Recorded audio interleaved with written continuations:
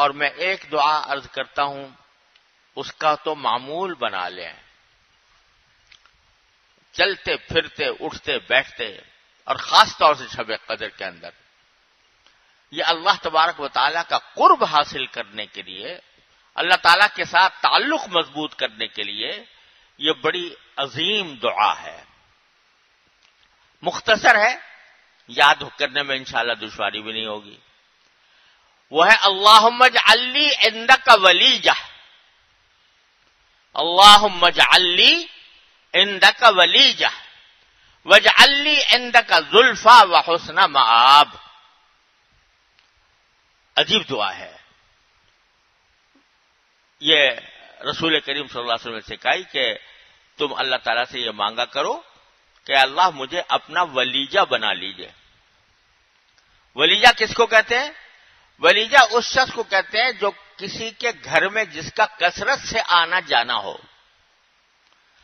اور وہ اس کا رازدار بن گیا ہو اور اس کے گھر میں اس کا دخل بھی ہو، اس کو ولیجہ کہتے ہیں۔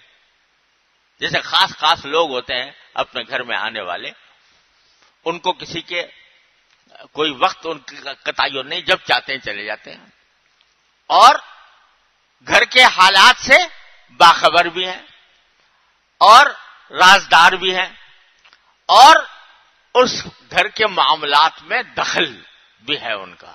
یہ ساری باتیں جب جمع ہو جاتی ہیں کسی شخص کے اندر تو اس کو کہتے ہیں یہ میرا ولیجہ ہے، ولیجہ۔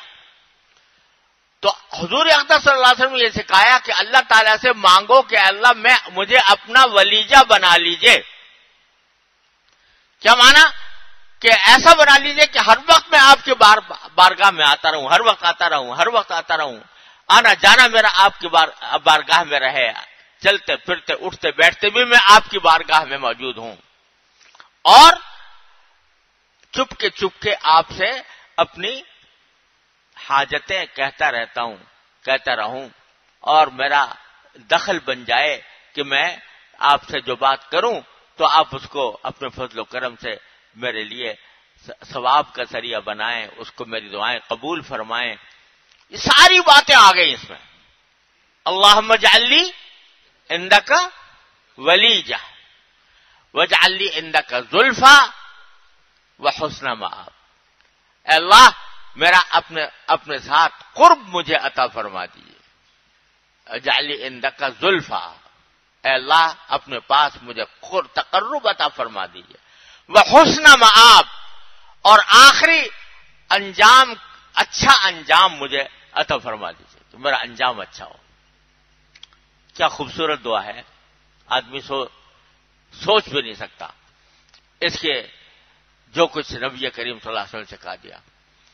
یہ چلتے پھرتے اس کو وظیفہ بنا لیں، اور خاص طور سے شب قدر کے اندر اپنے اردو میں جو بھی کہا، یا اللہ مجھے اپنا قرب عطا فرما دیجیے، اپنے خاص تعلق عطا فرما دیجیے، ہر وقت مجھے آپ کا دھیان رہے، ہر وقت مجھے آپ کا خیال رہے۔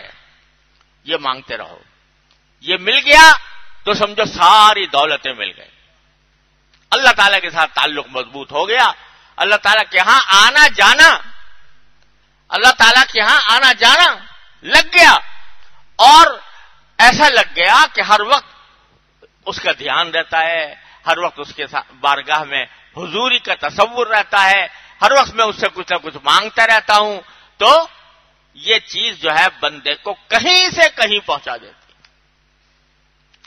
تو اللہ تبارک و تعالیٰ اپنے فضل و کرم سے اس طرح